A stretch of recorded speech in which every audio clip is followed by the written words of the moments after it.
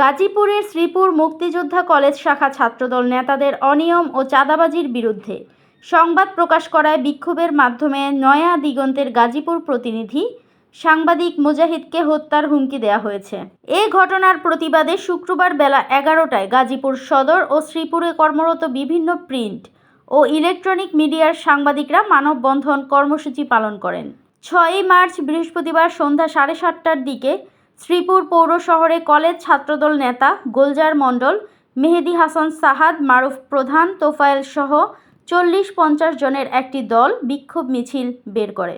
মিছিলে তারা সাংবাদিক মুজাহিদকে টার্গেট করে উস্কানিমূলক ও ভয়ঙ্কর স্লোগান দেয়।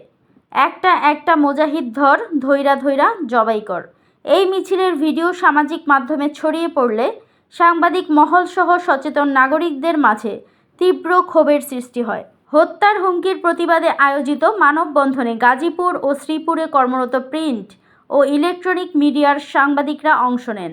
বক্তব্য রাখেন গাজীপুর সাংবাদিক পরিষদের প্রধান উপদেষ্টা শাহান শাহাবুদ্দিন, গাজীপুর জেলা প্রেস ক্লাবের সাধারণ সম্পাদক শফিকুল ইসলাম ভুইয়া, আবুল কালাম আজাদ, এম মারুফ, এম ফারুক, ফয়সাল খান, আব্দুল লতিফ মাস্টার, মোতাহার খান, ফজলে মমিন, রাতুল মণ্ডল, মাহমুদুল হাসান, মাহফুজুর রহমান ইকবাল, আশরাফুল ইসলাম, হাবিবুর রহমান মানিক, এম জহিরুল ইসলাম সহ অন্যান্য সাংবাদিকবৃন্দ। আমরা প্রত্যেকেই কিন্তু প্রত্যেকেই সাংবাদিক, একজনকে কিছু বললে সবাই আমরা পুলিশ অস্ত্র তাক করে আছে, অপরদিকে লাঠি সুতা আগ্নেয়াস্ত্র তাক করে আছে আন্দোলনকারীরা। সেই মাঝখান থেকে ছবি তোলার নায়ক ছিলাম আমরা। আর আজকে এখন আপনারা দিলেনদের অবস্থান কিন্তু সর্বশেষ জায়গায় কি হয়, এটা বাংলা সিনেমা সহ বাংলাদেশের সারা বিশ্বের যে ওই ফিল্মগুলো সেটা পরিলক্ষিত হয়। মুজাহিদ যে লাইভ করতো, সেই লাইভে খবর দেখেছেন যে শেখ হাসিনা পালাইছে কিনা। সেই গণমাধ্যমের খবর যখন দেখেছেন শেখ হাসিনা পালিয়ে গেছে, তখন আপনারা গল্প থেকে বেরিয়ে এসেছেন, এসে রাজত্ব কায়েম করছেন। আমরা আজকে এই সমাবেশ থেকে অত্যন্ত স্পষ্টভাবে বলতে চাই, গতকালকে শ্রীপুরে যে স্লোগান দেওয়া হয়েছে এটি কোনো স্বাভাবিক স্লোগান নয়, এটি জঙ্গিবাদী স্লোগান। বিএনপি এবং ছাত্রদলের মতো কোনো একটি শান্তশিষ্ট সংগঠনের নেতাকর্মীরা কোনো জঙ্গিবাদী স্লোগান দিতে পারে না। প্রিয় ভাইরা, আমরা নিজের পকেটে পয়সা খরচ করে এই দেশ এবং দেশের জনগণের জন্য সংবাদগুলো সংগ্রহ করে পরিবেশন করে থাকি এবং রাষ্ট্র নিরাপদ কিভাবে থাকা যায়, কিভাবে নিরাপদ রাখা যায় সে কাজটা আমরাই কিন্তু করে থাকি।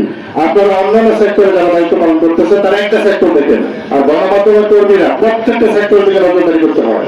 তাদের নেতৃত্বে কয়েক লক্ষ টাকা সেখান থেকে চাঁদাবাজি হয়েছে।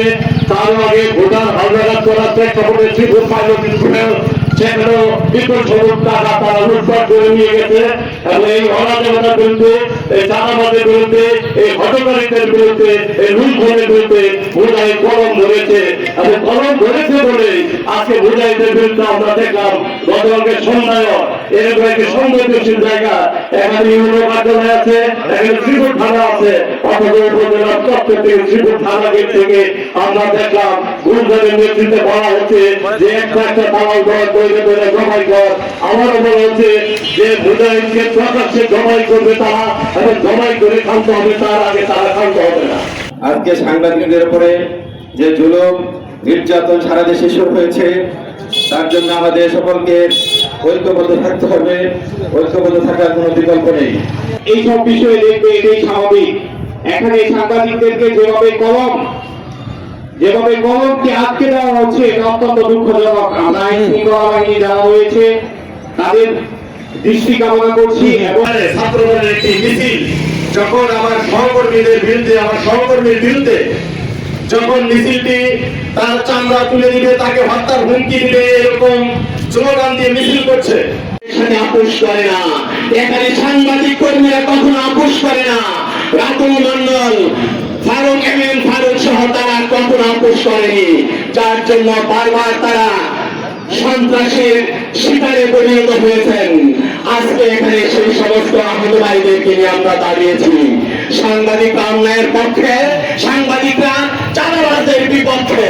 আমরা লিখে যাব, আমরা প্রকাশ করে যাব, পারেন তো আপনারা আমাদের জীবন নিয়ে নেন। দৈনিক আজকের বাংলা .net